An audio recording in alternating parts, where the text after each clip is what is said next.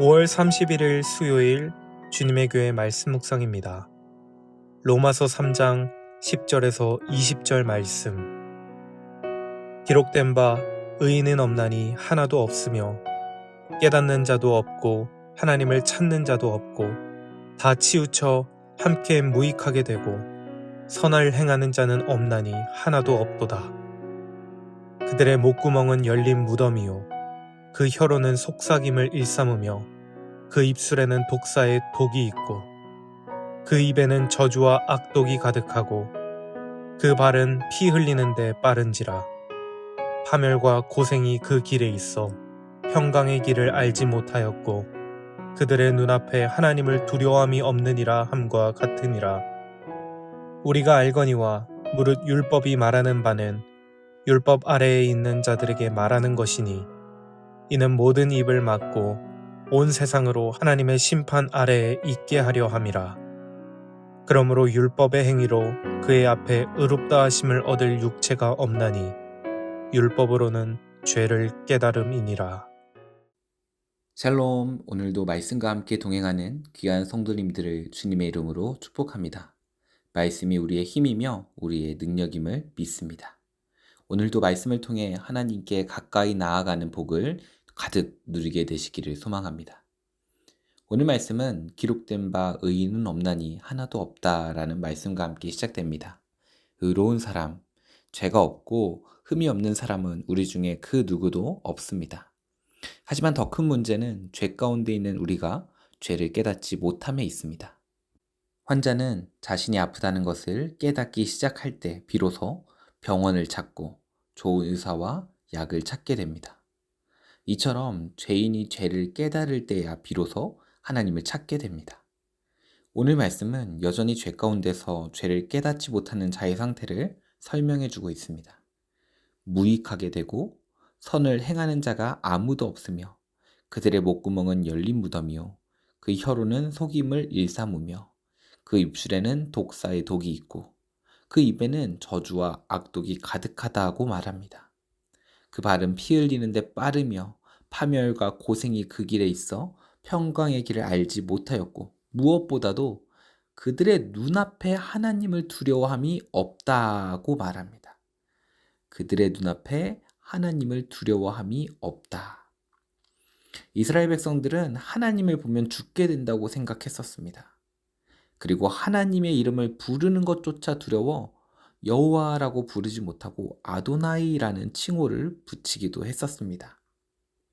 하지만 죄인의 특징은 하나님을 두려워함이 없다라는 것입니다.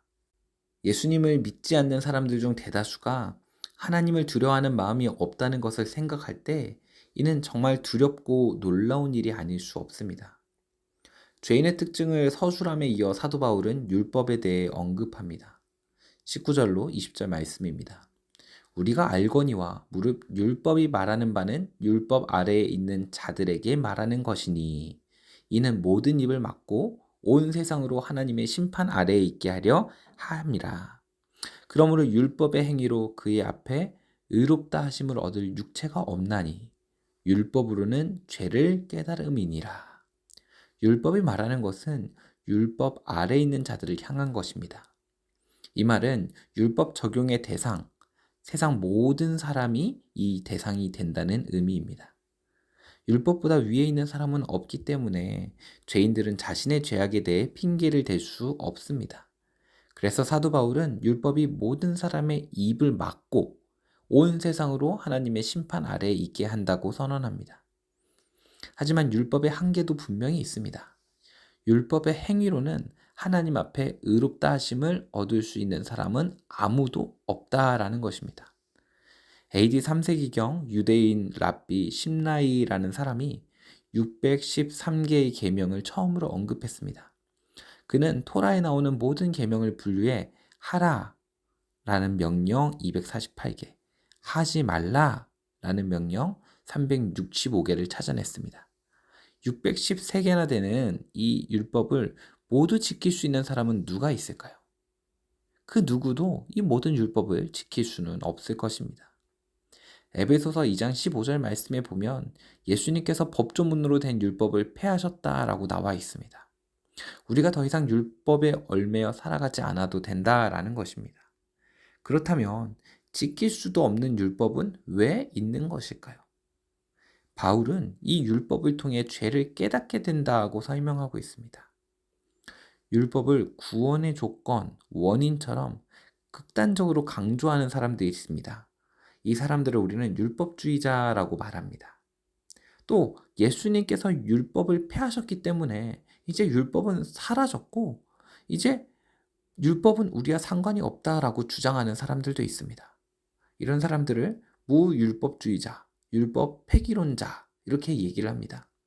주로 제세례파나 이 신비주의에서 이런 주장들을 많이 하고 있습니다.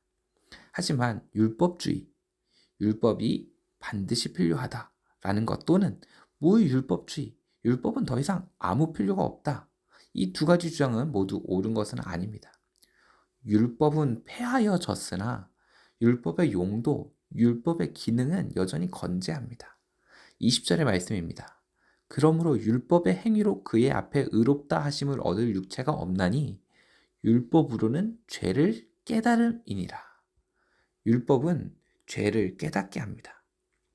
율법에는 세 가지 용도가 있습니다. 첫 번째는 정죄의 기능입니다.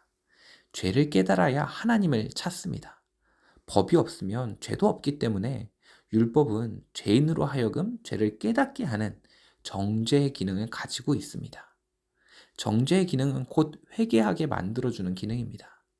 따라서 죄를 깨닫고 이 죄인의 상태로는 죽을 수밖에 없다는 것을 깨달으면서 예수 그리스도만이 유일한 구원의 길임을 깨닫게 하고 그래서 예수님 앞에 회개하는 것이 이 율법의 첫 번째 용도입니다. 두 번째는 죄를 억제하는 기능입니다. 법이 있다는 것을 알면 누구나 그 법을 어기는 것을 두려워합니다. 그 전에 이 법을 모를 때는 아무렇지 않게 살아가던 것들이 알게 되는 그 순간부터는 매 순간 이 법이 신경 쓰이고 어기려고 하면 마음이 어려워지고 죄책감을 느끼게 됩니다. 죄 짓는 것을 두려워하여 죄를 억제하는 역할을 하는 것이 이 율법의 두 번째 기능입니다. 세 번째는 삶의 규범으로서의 기능을 합니다. 무엇이 옳은 것인지, 무엇이 좋은 것인지, 무엇이 하나님의 뜻대로 살아가는 것인지 삶의 규범을 알려주는 것입니다. 율법은 성도들에게 하나님의 뜻과 마음을 알려주는 중요한 도구입니다. 성경이 완성된 이후로는 이전과 같이 직통 계시의 방법들이 중단되었습니다. 율법은 성도들에게 믿고 난 후 어떻게 살아가야 하는지를 알아주는 삶의 규범이며 하나님의 뜻을 알려주는 계시이며 영의 양식으로 남아 있습니다. 율법은 성도들의 거룩함을 도와주는 성화의 규범입니다. 율법은 폐하여졌기에 우리는 율법에 얽매이지 않습니다. 하지만 여전히 율법은 우리가 죄를 알게 하고 죄를 깨닫게 하며 죄를 억제하고 죄를 멀리하게 하며 하나님의 사람으로 어떻게 우리가 성화되어 가야 할지를 알려주는 길이 됩니다. 모든 율법은 하나님의 말씀 속에 있기에 우리는 이 말씀을 우리의 삶의 거울 삼아 내 삶을 비춰보고 고쳐나가며 더러운 것들을 제하며 거룩하게 살아가야 합니다. 오늘도 기도와 말씀으로 더욱더 거룩하여지는 주님의 교회 성도님들 되시기를 소망합니다. 바로 이 율법을 통하여 말씀을 통하여 그 말씀이 내 삶의 기준이 되고 길이 되어 그 옳은 길로만 좋은 길로만 하나님이 뜻하시는 길로만 걸어가는 주님의 교회 성도님들 되시기를 다시 한번 소망합니다. 기도하겠습니다. 공의와 사랑의 하나님, 우리는 부족하고 연약하여 오늘도 넘어지고 쓰러지며 죄의 유혹에 넘어가기도 합니다. 그래서 우리는 너무나 예수님이 필요합니다. 그래서 우리는 말씀이 필요합니다. 죄가 죄인 줄도 모르는 우리의 삶을 말씀에 비추어 보며 죄에서는 멀어지고 하나님께는 가까이 나아가는 거룩한 인생 되게 하옵소서. 예수님의 이름으로 기도합니다. 아멘. 오늘 주신 말씀을 붙들고 가정을 위하여 함께 기도의 자리로 나아가겠습니다.